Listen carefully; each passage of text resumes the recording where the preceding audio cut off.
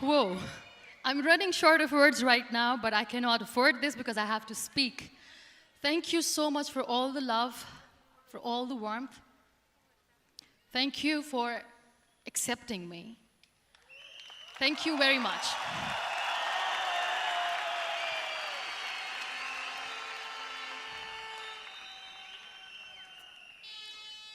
Well, I always start my talk with a disclaimer. And that disclaimer is that I've never claimed to be a motivational speaker. Yes, I do speak, but I feel more like a storyteller because wherever I go, I share a story with everyone. Well, it is a story of a woman whose perfectly imperfect life made her who and what she is today. It's the story of a woman who, in pursuit of her dreams and aspirations, made other people realize that if you think that your life is hard and you're giving up on that because you think your life is unfair, think again. Because when you think that way, you are being unfair to your own self. It's the story of a woman who made people realize that sometimes problems are not too big. We are too small because we cannot handle them.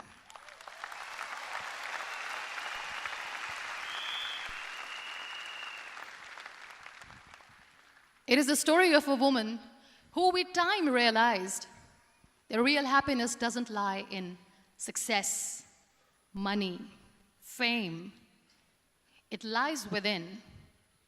Real happiness lies in gratitude. So I am here, and I'm going to share the story of that woman. That is my story. The story of gratitude.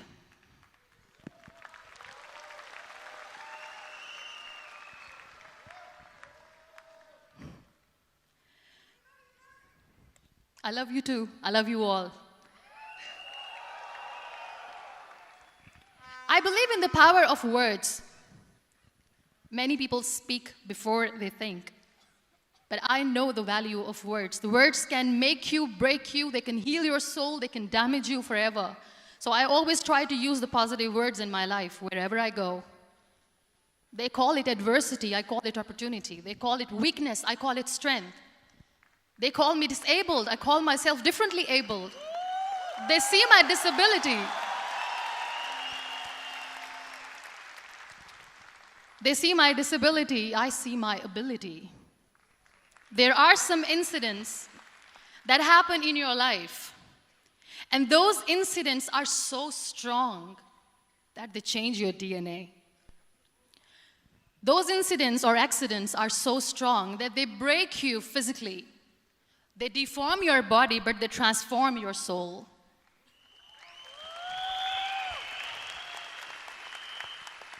Those incidents break you, deform you, but they mold you into the best version of you. And the same thing happened to me. And I'm going to share what exactly happened to me. I was 18 years old when I got married. And this thing I'm sharing for the very first time on an international level. I was 18 years old when I got married.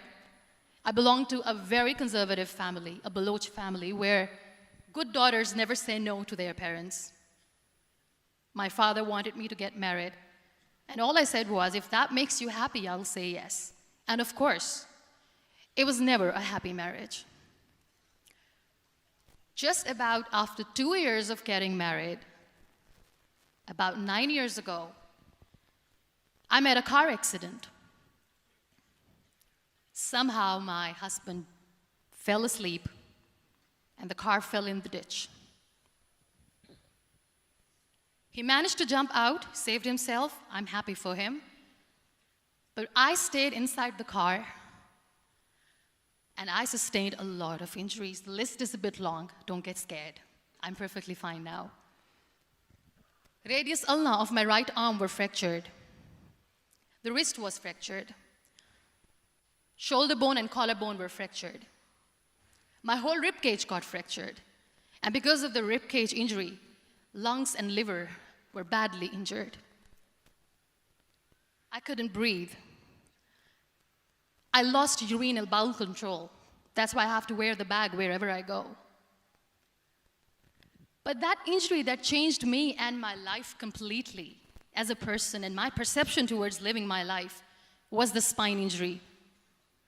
3 vertebrae of my backbone were completely crushed, and I got paralyzed for the rest of my life. So this accident took place in a far-flung area in the outskirts of a very small province, Balochistan, where there was no first aid, no hospital, no ambulance. I was in the middle of nowhere in that toppled car. Many people came to rescue. They gave me CPR. They dragged me out of the car. And while they were dragging me out, I got the complete transection of my spinal cord. And now there was this debate going on. Should we keep it here? She's going to die. Where should we go? There is no ambulance. There was this 4-wheeler Jeep standing in the corner of the street. They said, put her in the back of the Jeep and take her to the hospital, which is 3 hours away from this place. And I still remember that bumpy ride. I was all broken. They threw me at the back of the Jeep and they rushed me to the hospital. That is where I realized that my half body was fractured and half was paralyzed. I finally ended up in a hospital where I stayed for 2.5 months. I underwent multiple surgeries. Doctors have put a lot of titanium in my arm. There's a lot of titanium at my back to fix my back. That's why people in Pakistan call me the Iron Lady of Pakistan.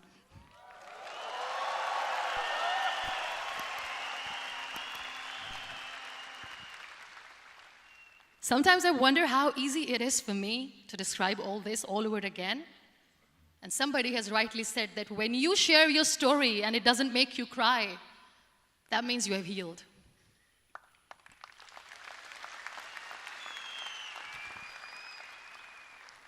Those 2.5 months in the hospital were dreadful. I will not make up stories just to inspire you. I was at the verge of despair. One day, doctor came to me and he said, well, I heard that you wanted to be an artist, but you ended up being a housewife. I have a bad news for you. You won't be able to paint again because your wrist and your arm are so deformed, you won't be able to hold a pen again. And I stayed quiet. Next day, doctor came to me and said, your spine injury is so bad, you won't be able to walk again. I took a deep breath and I said, it's all right. The very next day, doctor came to me and said, because of your spine injury and the fixation that you have in your back, you won't be able to give birth to a child again. That day, I was devastated. I still remember, I asked my mother, why me? And that is where I started to question my existence. Why am I even alive? What's the point of living? I cannot walk, I cannot paint, fine, I cannot be a mother. And we have this thing in our heads, being women, that we are incomplete without having children.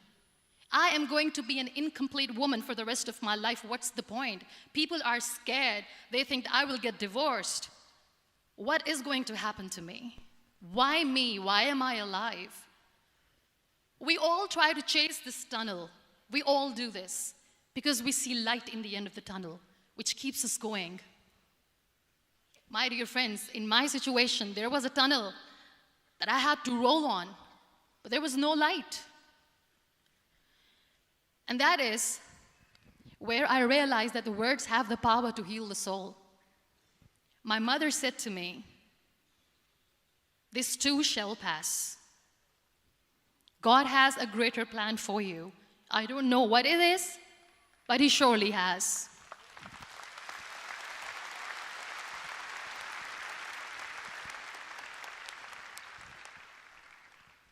And in all that distress and grief, somehow or the other, those words were so magical that they kept me going.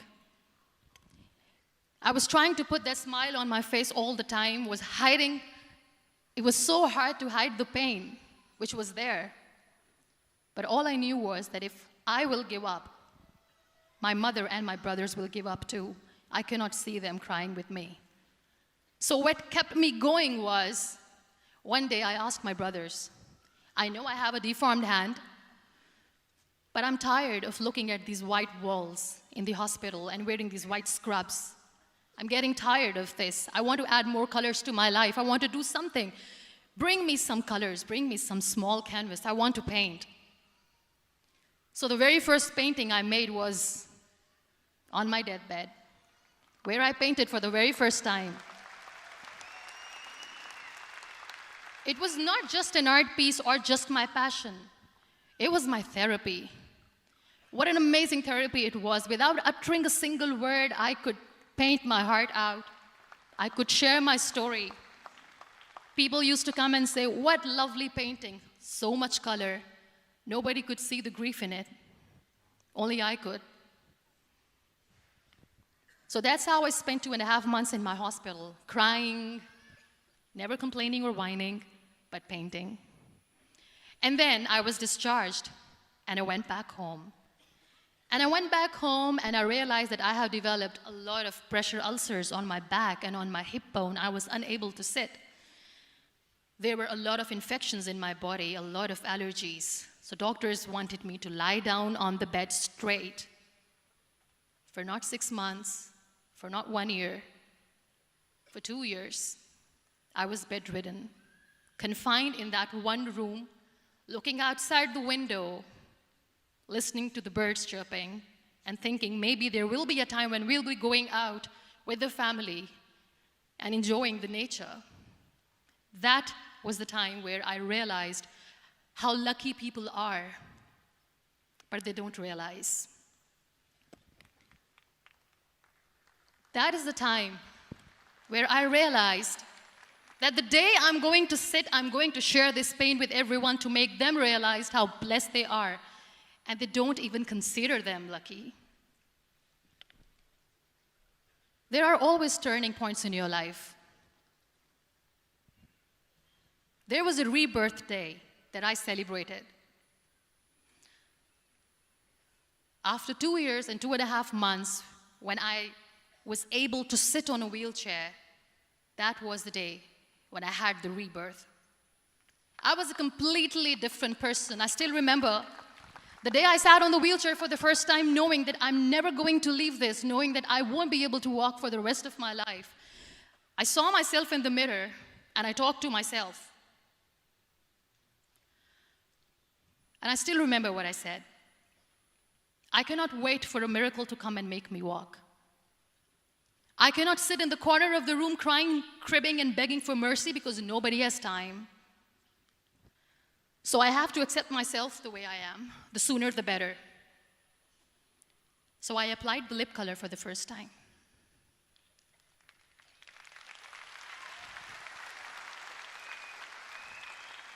And I erased it. And I cried. And I said, what am I doing? A person on a wheelchair should not do this. What will people say? Clean it up. Put it again. This time I put it for myself, because I wanted to feel perfect from within.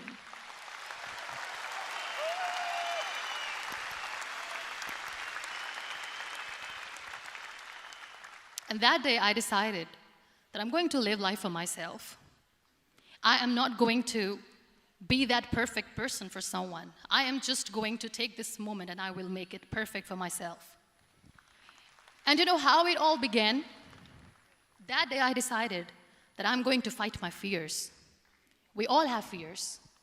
Fear of unknown, fear of known, fear of losing people, fear of losing health, money. We want to excel in career, we want to become famous, we want to get money. We are scared all the time. So I wrote down one by one all those fears, and I decided that I'm going to overcome these fears one at a time. You know what was my biggest fear? Divorce. I couldn't stand this word. I was trying to cling on to this person who didn't want me anymore, but I said no. I have to make it work. But the day I decided that this is nothing but my fear, I liberated myself by setting him free. And I made myself emotionally so strong that the day I got the news that he's getting married, I sent him a text that I'm so happy for you and I wish you all the best. And he knows that I pray for him today.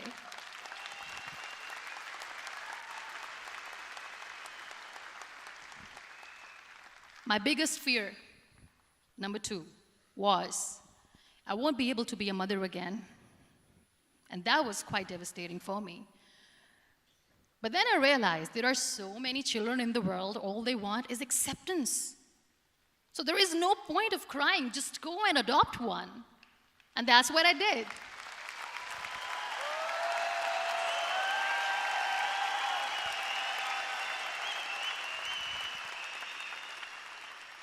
I gave my name in different organizations, different orphanages. I didn't mention that I'm on a wheelchair, dying to have a child. So I just told them that this is Muniba Mazari and she wants to adopt a boy or girl, whatsoever, but I want to adopt a kid. And I waited patiently. 2 years later, I got this call from a very small city in Pakistan. I got a call and they said, "Are you Muniba Mazari? There is a baby boy and would you like to adopt?" And when I say yes, I could literally feel the labor pain. I said, yes, yes, I am going to adopt him. I am coming to take him home.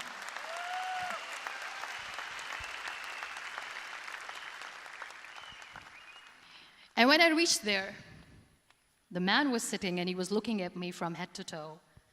And in back of my head, I kept thinking that, oh my God, he is going to say she's on the wheelchair, she doesn't deserve it. How is she going to take care of him? And I looked at him and I said, "Do not judge me because I'm on the wheelchair." But you know what he said? He said, "I know you will be the best mother of this child. You both are lucky to have each other."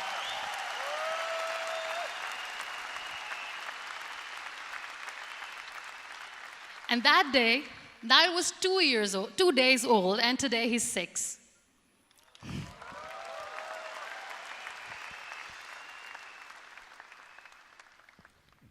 You'll be surprised to know another bigger fear that I had in me. It was facing people. I used to hide myself from people. When I was on bed for 2 years, I used to keep the door closed. I used to pretend that I'm not going to meet anyone, tell them that I'm sleeping. You know why? Because I couldn't stand that sympathy that they had for me. They used to treat me like a patient. When I used to smile, they used to look at me and say that, "You're smiling, are you okay?" I was tired of this question being asked, "Are you sick?" Well, a lady yesterday at the airport asked me, "Are you sick?" And I said, "Well, besides the spinal cord injury, I'm fine, I guess."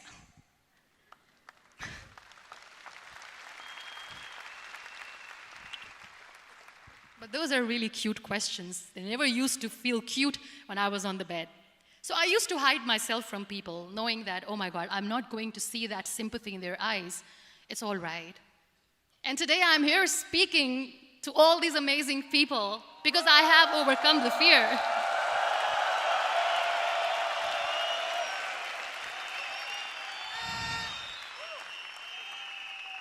You know, when you end up being on the wheelchair, what's the most painful thing? That's another fear that people on the wheelchair or the people who are differently abled have in their hearts, but they never share. I'll share that with you. The lack of acceptance. People think that they will not be accepted by the people because we, in the world of perfect people, are imperfects. So I decided that instead of starting an NGO for disability awareness, which I know will not help anyone, I started to appear more in public. I started to paint. I always wanted to. I have done a lot of exhibitions. I'm Pakistan's first wheelchair-bound artist. I have done a lot of modeling campaigns, different campaigns for brands like Tony and Guy.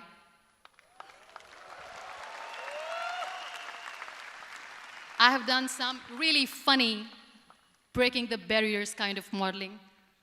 There was this one by the name Clown Town where I became a clown because I know that clowns have hearts too.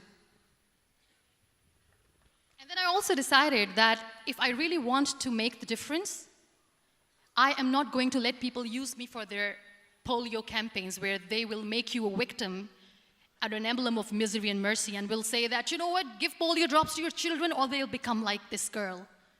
I decided that I'm going to join the national TV of Pakistan as an anchor person. And I've been doing a lot of shows for the last 3 years.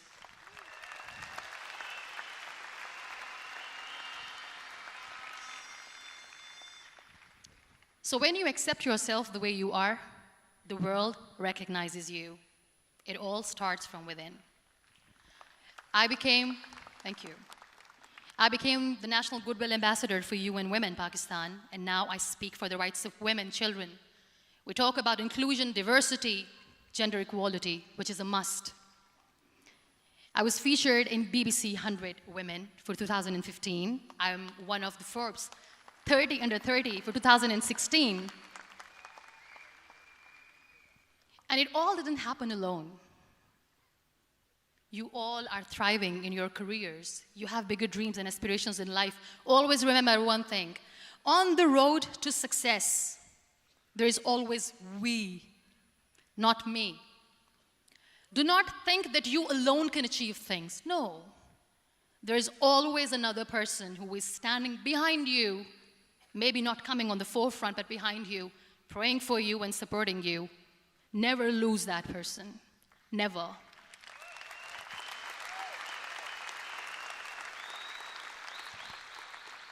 No matter how much I say that I couldn't find a hero, so I became one, I still want to recognize those 3 people in my life who literally changed my life completely, and I get inspiration from them every single day. Waleed Khan. Many people know about the terrorist attacks in Pakistan. We have lost many people. And I'm sharing this with a very heavy heart because we actually have lost a lot of people in this huge turmoil of terrorism. These people are barbarians. They do not see people. They're even worse than animals. They have killed people in mosques. They have killed people in churches, temples, even in schools. There was this terrorist attack in Army Public School, Peshawar, where these terrorists entered in an examination hall and they killed our children. And in that attack, that day, this beautiful boy, Waleed Khan, who was my hero, my real life hero, was the proctor who was taking care of the students, was keeping an eye on the students. Those barbarians shot him 3 times in the face, 5 times on his body, and he fell down. I was asked to give a talk in the school after a week of that terrorist attack. With a very heavy heart, I went there and I spoke. We sang a few national songs. I thought that maybe I've done my part, but deep inside, it was killing me. I could see children injured. I could see children sitting on the wheelchairs, looking at me, wondering, what next? What was our fault? Just because we were here to give examination, we have been shot. So many people, so many children lost their friends. Their classrooms were empty. The next day they went to the classroom. So this kid, Waleed Khan, I was asked that he is in a hospital right now, and you have to go and see him and motivate him and tell him that it's going to be okay. And when I saw Waleed Khan coming on the wheelchair for the first time in front of me, face was all deformed. His leg was fractured, his arm was fractured. He couldn't talk, he lost his teeth. He cannot sneeze, he cannot smell. He cannot eat. And I kept thinking, what should I say? That everything is going to be all right? No, nothing is all right. And while I was juggling with the words, what to say, what not to say, this beautiful child, Waleed Khan, came to me and he said, "Are you Muniba Mazari?" I said, "Yes." He said, "Baji, let's take a selfie."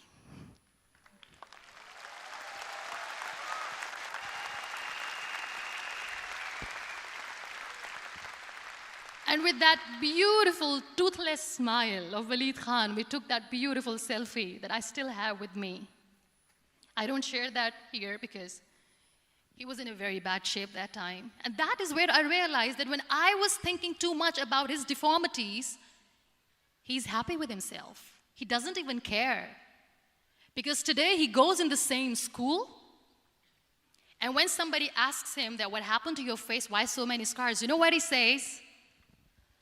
"These scars are my medals and I wear them with pride."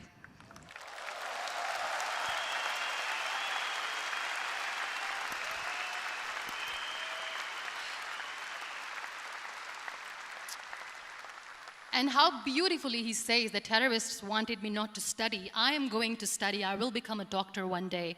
And this is my way of taking revenge from those terrorists.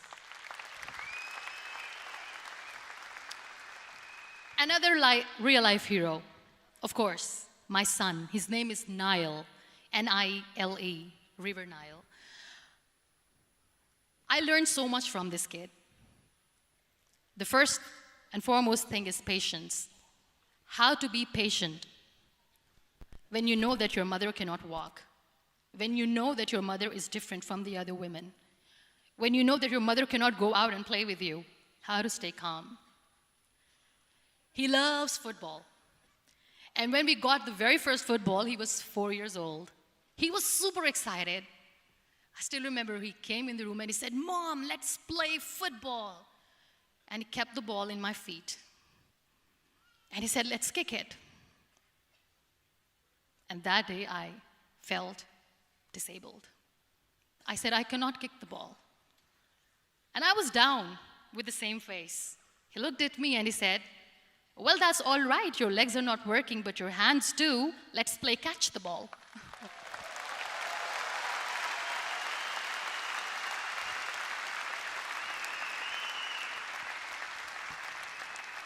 You know what? That day he made me realize that when you think your glass is half empty, come on, your glass is half full. It's all in here and here. Last but not least, the woman who made me realize that heroes have no gender. The woman who believed in me even when I was completely at the verge of despair, where everybody left, she was there. And every time I looked at her, without saying anything, she used to look at me and said, "This too shall pass. God has a bigger plan. And one day you will say that, oh my God, that is why God has chosen me." She never cried in front of me. She has always said that there will be haters, there will be naysayers, there will be disbelievers, and then there will be you proving them wrong. My mother.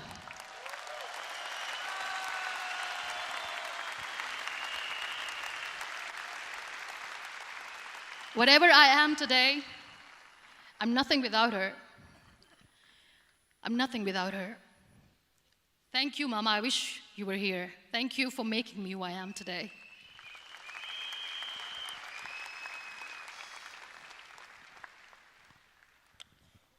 You know what? We human beings have a problem. Out of many problems, there is one more, and this is a self-created one. We always expect ease from life.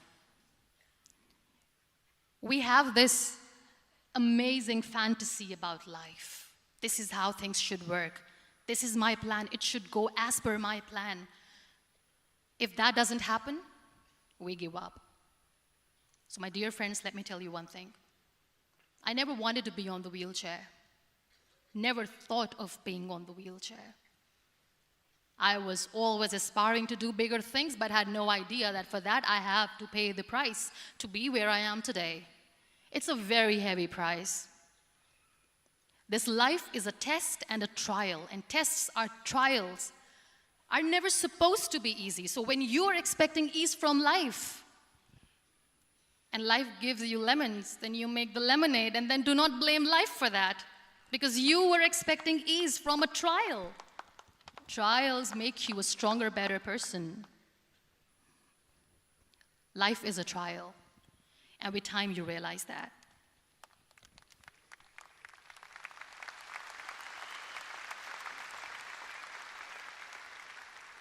It is okay to be scared. It is okay to cry. Everything is okay, but giving up should not be an option.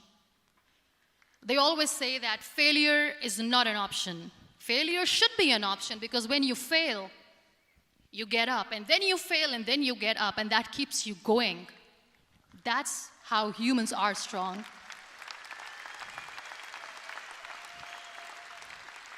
Failure is an option, should be an option, but giving up is not. Never. We have this thing in minds. We call it perfection. We want everything perfect. We want ourselves to be perfect. There is this image in our head about everything.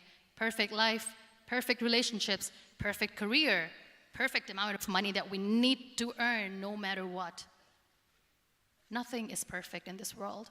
We all are perfectly imperfect, and that is perfectly all right. That's all right.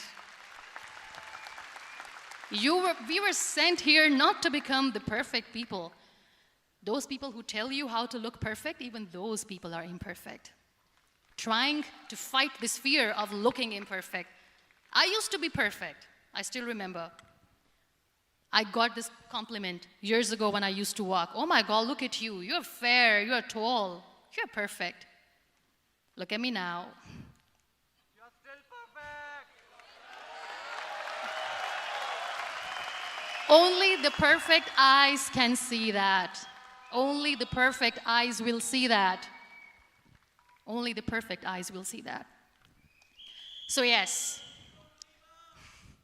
in all those imperfections, you have to listen to your heart. You don't have to look good for people. You don't have to be perfect just because other people want you to be perfect. If your soul is perfect from within, that's all right. This is all what you want. This is all what you need to be. Our society has made very weird kind of norms to look perfect and great. For men, it's different. For women, it's different. We think too much about what people say. We listen to ourselves too little. You know what makes you perfect? When you make someone smile. You know what makes you perfect? When you try to do something good for the people around you. You know what makes you perfect? When you feel someone's pain. And how beautiful pain is that it connects you with people. No other medium can connect you with others but pain. That's why I always say that I'm in pain, and that's a blessing in disguise for me. Today, just because I'm in pain and I'm on the wheelchair, I work for children. Being the head of CSR for a company, we conduct medical camps in far-flung areas of Pakistan where so many kids die because they don't have medical facilities. And I personally believe just because they cannot afford to live doesn't mean we'll let them die. So we give them money, we give them medical treatment, we try to heal their wounds, physical and emotional. And I also work for the beautiful people, we call them third gender, the transgender community of Pakistan. You know what connects me with them? All my imperfections. When I go and I hug them, they never judge me. And this very good friend of mine, her name is Bijli. Bijli means electricity. She calls herself electricity. And I said, are you electricity? She says, no, I'm lightning. I'm as strong as lightning. Because we have very bad power outage, so she doesn't want me to call her electricity. So she says, I am very strong. I'm thunder, I'm lightning. She came to me, and the first time I hugged her, she said, you are just like me. And I said, yes, I am like you. Because to people, we are so imperfect. So how beautiful these imperfections are, that because of these imperfections, you can connect with people. Then why are we all running after being perfect? What's the point?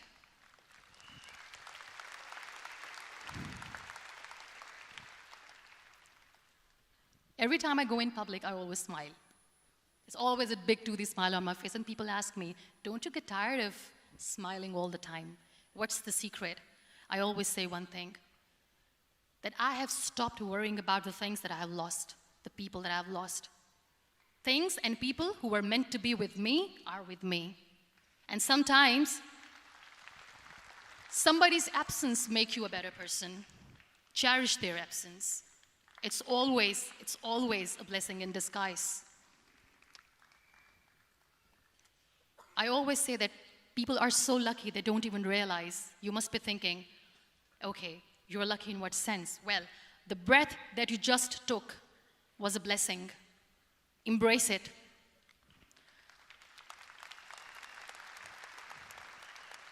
There are so many people in the world who are dreaming to live a life that you are living right now. You have no idea.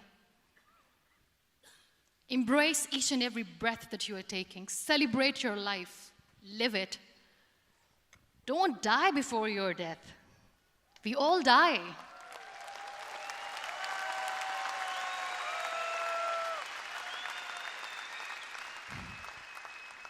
We live this one routine of a day for 75 years and we call it life. No, that's not life.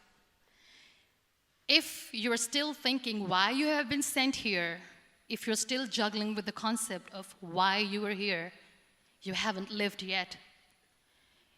You work hard, you make money, you do it for yourself. That's not life. You go out, you seek for people who need your help, you make their lives better. You become that sponge which can absorb all the negativity, and you become that person who can emit beautiful, positive vibes. And when you realize that you have changed someone's life, and because of you, this person didn't give up, that is the day when you live. Always.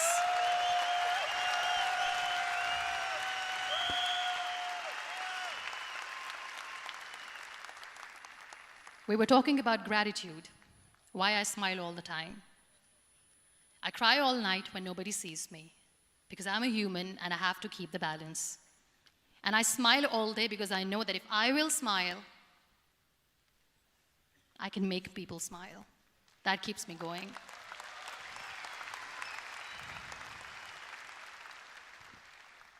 Be grateful for what you have, and you will always, always end up having more.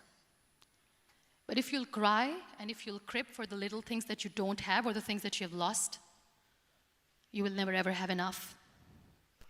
Sometimes we are too busy thinking about the things that we don't have that we forget to cherish the blessings that we have. I'm not saying that I'm not healthy and that makes me unlucky, but yes, it is hard.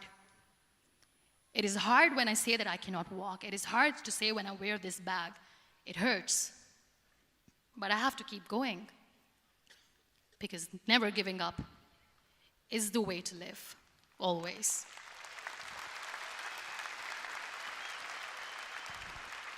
So I'll end my talk on a very short note. Live your life fully. Accept yourself the way you are. Be kind to yourself. Be kind to yourself. I'll repeat, be kind to yourself, and only then you can be kind to others. Love yourself and spread that love. Life will be hard. There will be turmoils, there will be trials, but that will only make you stronger. Never give up. The real happiness doesn't lie in money or success or fame. I have this all, I never wanted this. Real happiness lies in gratitude. So be grateful, be alive, and live every moment. Thank you so much, everyone. Thank you.